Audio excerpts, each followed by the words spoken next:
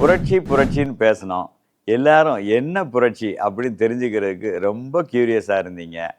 புரட்சி அப்படிங்கிறது சமுதாயத்தில் ஏற்படக்கூடிய மிகப்பெரிய மாற்றம், அதுதான் புரட்சி. அதுவும் அந்த காலகட்டத்துக்கு ரொம்ப தேவையான ஒன்றா இருக்கணும்.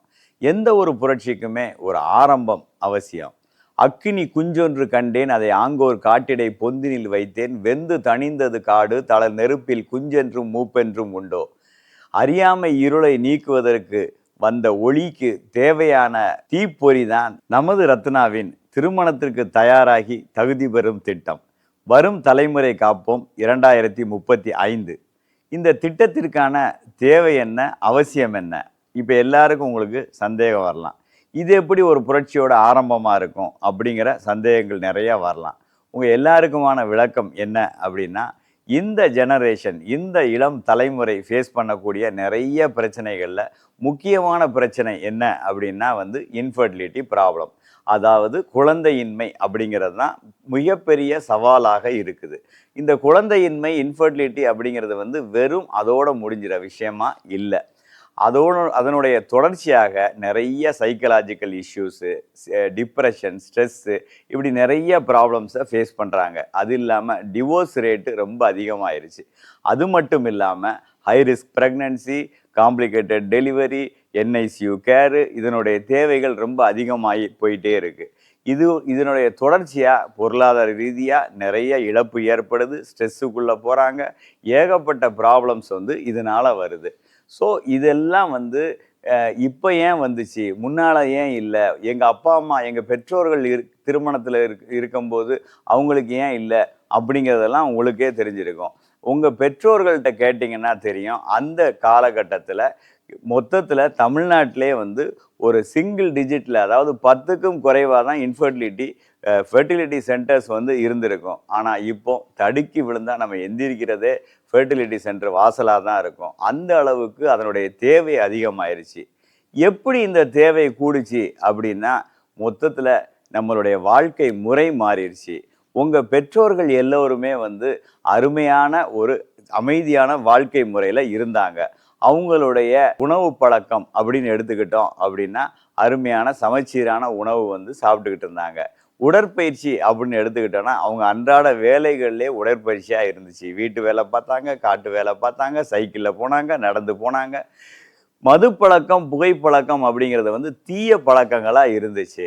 இது கூட அவங்களுக்கு அளவான வேலை, தேவையான உறக்கம், அமைதியான சூழல், சுற்றுச்சூழல் மொத்தத்தில் மாசு இல்லாமல் நல்லா கம்ஃபர்டபுளாக சந்தோஷமாக இருந்தாங்க. மொத்தத்தில் ஸ்ட்ரெஸ்ஸு அப்படின்னா என்னன்னே தெரியாமல் இருந்தாங்க.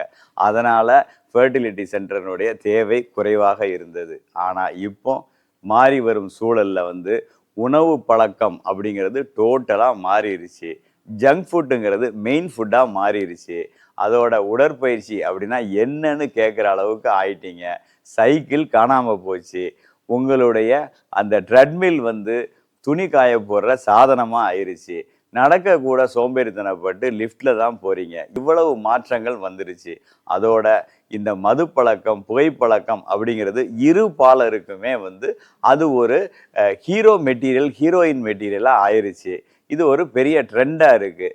இந்த மாதிரியான விஷயங்கள் மட்டும் இல்லை, உங்களுடைய வேலை பளு ஜாஸ்தி ஆயிடுச்சு, வேலை நேரம் கூடிருச்சு. இதனால தூக்கமும் குறைவாக போயிருச்சு. மொத்தத்தில் ஃபுல் ஆஃப் ஸ்ட்ரெஸ்ஸு. இதனோட சேர்ந்து சுற்றுச்சூழல் மாசுபாடு, இப்படி நிறைய விஷயங்கள் இந்த குழந்தையின்மை அப்படிங்கிற பிரச்சனைக்குள்ளே போயிடுறீங்க. இந்த பிரச்சனைகள் நம்ம நிறைய விஷயங்களை நம்ம மாற்றிக்கலாம். இதன் மூலமாக நம்ம இந்த குழந்தையின்மை அப்படிங்கிறத ப்ரிவென்ட் பண்ணிக்கலாம், அதாவது தடுத்துக்கலாம் அப்படிங்கிற நோக்கத்தில் வந்தது தான் இந்த திட்டம். இது ஏன், எப்படி பண்ண போகிறோம் அப்படிங்கிறது தான் இப்போ நம்ம பேச போகிறோம். எந்த ஒரு விஷயத்துக்குமே ஒரு முன் தயாரிப்பு, ப்ரிப்பரேஷன் அப்படிங்கிறது முக்கியம். விவசாயி ஒரு விளைச்சலுக்கு முன்னால் மண்ணை பார்ப்பார், மண்ணை பாதுகாப்பார், அதை பதப்படுத்துவார், பாசனத்துக்கு நீர் ரெடி பண்ணுவார். இப்படி நிறையா விஷயங்கள் இருக்கும். என்ஜினியர் ஒரு பில்டிங் கட்டணும் அப்படின்னா அதுக்கு சாயில் டெஸ்ட்டு பார்ப்பார், வாட்டர் டெஸ்ட்டு பார்ப்பார். அதுக்கு தேவையான அந்த பில்டிங்க்கு எந்த இடத்துல இருக்கோ அதில் எத்தனை ஸ்டோரி பில்டிங் கட்டணுமோ அதுக்கு தேவையான டெக்னிக்ஸை யூஸ் பண்ணுவார். இதெல்லாம் தான் ப்ரிப்பரேஷன். பட் இந்த நம்ம திருமணத்துக்கு எந்த விதமான ப்ரிப்பரேஷனும் கிடையாது. இங்க வந்து திருமண ஏற்பாடு தான் நடக்குதே ஒழிய, திருமணத்துக்கு தயாராகிறது அப்படிங்கிறதே ஒண்ணே இல்ல.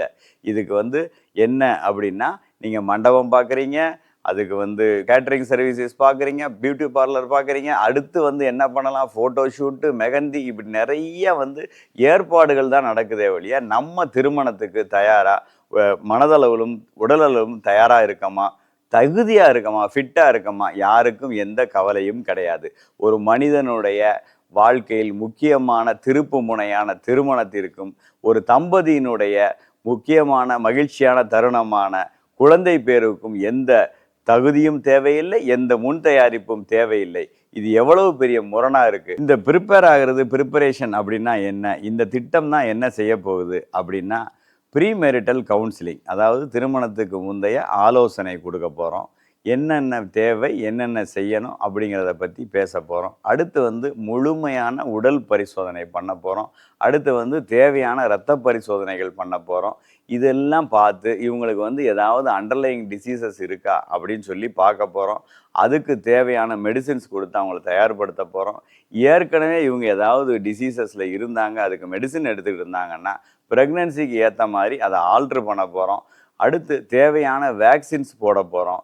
தேவையான ஊட்டச்சத்து கொடுக்க போறோம். இந்த மாதிரியான விஷயங்கள் மூலமா உங்கள திருமணத்துக்கு தயார்படுத்த போறோம். திருமணத்துக்கு தயார்படுத்தி உங்களுக்கு தகுதி சான்றிதழ் கொடுக்க போறோம். இந்த தகுதி சான்றிதழ் உங்களுக்கு ஒரு நல்ல நம்பிக்கையும், கான்ஃபிடன்ஸையும் கொடுக்கும். நீங்க தாராளமா உங்களுடைய ஃபியான்சிட்ட எனக்கு தகுதி சான்றிதழ் இருக்கு. ஐ ஆம் ஃபிட். நீ ஃபிட்டா? உன்ட்ட தகுதி சான்றிதழ் இருக்கா? அப்படின்னு நீங்க கேட்கக்கூடிய சூழ்நிலை வரும். இப்படி வரக்கூடிய பட்சத்துல 2 பேருமே ரொம்ப கான்ஃபிடென்ட்டா, சந்தோஷமா திருமண பந்தத்துக்குள்ள போவீங்க. உங்க பெற்றோர்களுக்கு எந்த அளவுக்கு எக்ஸைட்மென்ட் இருந்துச்சோ, அவங்க திருமணத்தின் போது, அதே மாதிரியான எக்ஸைட்மென்ட்ஸ் உங்களுக்கும் கிடைக்கும். இதன் மூலமாக நீங்க சந்தோஷமா உள்ள திருமண பந்தத்துக்குள்ள போறது மட்டும் இல்லாம, உங்க குழந்தைகள் வந்து ஒரு மிகப்பெரிய சூழல்ல வர ஆரம்பிப்பாங்க. மொத்தத்துல எதிர்கால சந்ததி வந்து ரொம்பவே சந்தோஷமான ஒரு சந்ததியா, ரொம்ப ஆரோக்கியமான ஒரு தலைமுறையா, மிகச்சிறந்த இதுவா வரும். இதுதான் எங்களுடைய நோக்கம். வரும் தலைமுறை காப்போம் 2035னுடைய நோக்கம். உங்கள் அனைவருடைய ஒத்துழைப்பும், ஈடுபாடும் இருந்துச்சுன்னா, இந்த 2035 அப்படிங்கிறது வந்து 2030ல கூட சாத்தியமாகலாம்.